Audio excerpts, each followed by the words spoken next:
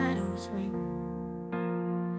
When I was born, Welcome to the Voice of Autism Resource Hub. Today, we are excited to introduce modern special education for children with autism that is shifting from a subjective observational model to a data-driven model through a combination of artificial intelligence, AI, and digital twins. This combination addresses the core problem. Each child with autism is a unique universe with inconsistent sensory thresholds and cognitive paces, causing traditional static educational programs, IEPs, to often lag behind the child's actual development. A sky of light where hope will stay.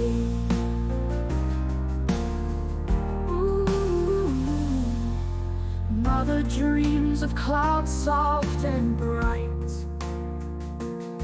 a horizon glowing with radiant light. The river no longer flows in reverse, tears turn to stone, a path to traverse, paving the road for my journey to Rome. Her love's the guide that will lead me home. I lie close, I feel her care. Her love's a whisper in the air. Through clouds of dreams, she sees my way. A sky of light where hope will stay.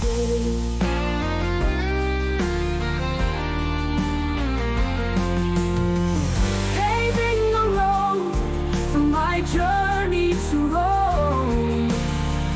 Her meadows ring. When I was born, joy burst free, spilling like waves to the endless sea. Mother has nights silent and still, a heart full of worry, a void to fill. The river flows back tears in streams to quiet springs where sorrow dreams. I lie close, I feel her care. Her love's a whisper in the air. Through clouds of dreams, she sees my way. A sky of light where hope will stay. Ooh. Mother dreams of clouds soft and bright, a horizon glowing with radiant light. The river no longer flows in reverse, tears turn to stone, a path to traverse, paving the road for my journey to Rome. Her love's the guide that will lead me home. I lie close, I feel her care. Her love's a whisper in the air. Through clouds of dreams, she sees my way. A sky of light where hope will stay.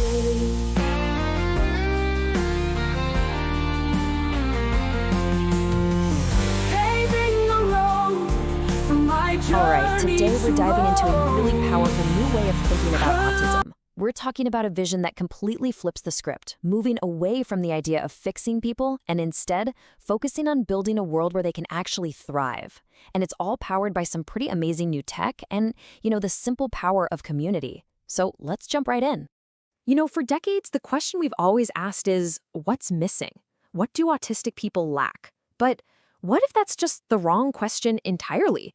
This new vision, this message for 2026, it forces us to ask something different. What does our system lack to help them thrive? And that, right there, is a game changer. The focus isn't on the individual anymore. It's on us, on the world we've built, and how we can change it to help everyone flourish. Okay, so let's get into it. What does this future actually look like? Well, it all starts with a huge shift in how we think, a move toward really embracing neurodiversity. And this really breaks it down perfectly. Think about the old symbol, the puzzle piece. For a lot of people, that felt like saying someone was broken or a problem that needed solving.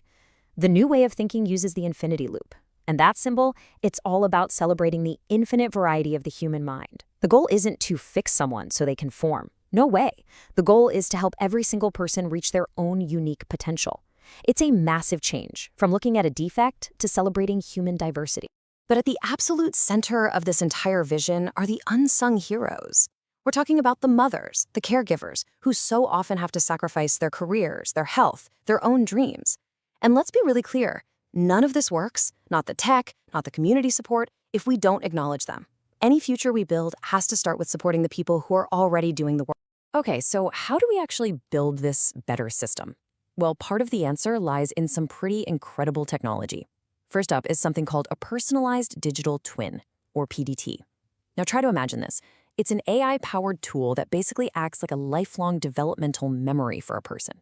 It can track everything from communication styles to sensory needs, creating this incredibly detailed picture. This isn't about replacing human connection, not at all. It's about enhancing it, giving caregivers and supporters the insights they need to understand patterns and offer the right help at the exact right moment. And then there's the second piece of the tech puzzle, the digital peer. This is so cool. It's basically a safe virtual space. Think of it like a social simulator, where someone can practice social skills without any of the real-world pressure or anxiety. You can build confidence, try out different interactions, and get gentle feedback from an AI guide, all at your own pace. It's a training ground, a place to get ready for the real world. Now, tech is amazing for sure, but it's only half the equation. Right? These big futuristic ideas need to connect with the real world, with actual communities. And it turns out this is already happening in places you might not expect. Yeah, a really surprising but powerful force for inclusion can be found in religious communities. We're talking churches, temples, mosques. It might seem like technology and faith are on opposite ends of the spectrum, but in this case, they're actually working towards the exact same goal, building a strong, supportive community. So why can these communities be so effective? Well, for one, they come with a built-in social network. They offer families this really deep sense of belonging, which is huge. Plus, the structured events and rituals can be adapted to become perfect, low-stress opportunities to learn social skills. And for parents, man, this kind of support network can be an absolute lifeline. It helps reduce stress and just makes them more resilient. And look, this isn't just a nice idea or some abstract theory. We're going to look at a practical guide, a toolkit for how to turn all this talk into action. Let's look at some real-world examples, because this is where it gets really inspiring. You've got the Chapel of Christ Our Hope in Singapore. They basically built their entire church around autistic people. Super intentional, top down. Then you've got Flint Hills Embrace in the US, which started from the ground up with just one family wanting to make a change. Two totally different approaches, right? But the result was the same. Families felt welcomed, participation went up, and it showed that real inclusion is absolutely possible. Okay, but we have to look at this with open eyes. It's not all perfect. While the benefits are huge, social support, skill building, less stress for families, there are some serious risks we have to watch out for.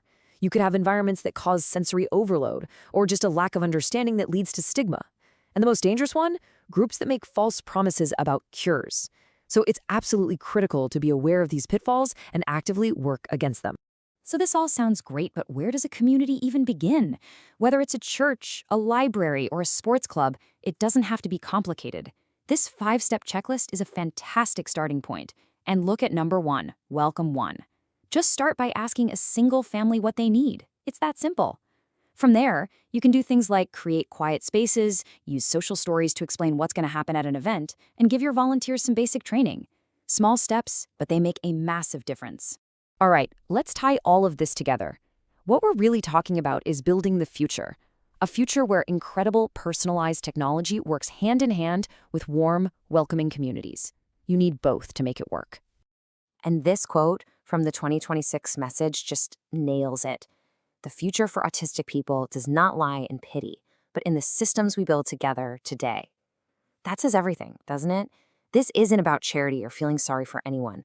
It's about respect. It's about empowerment, and it's about the work we have to do right now to build those better systems.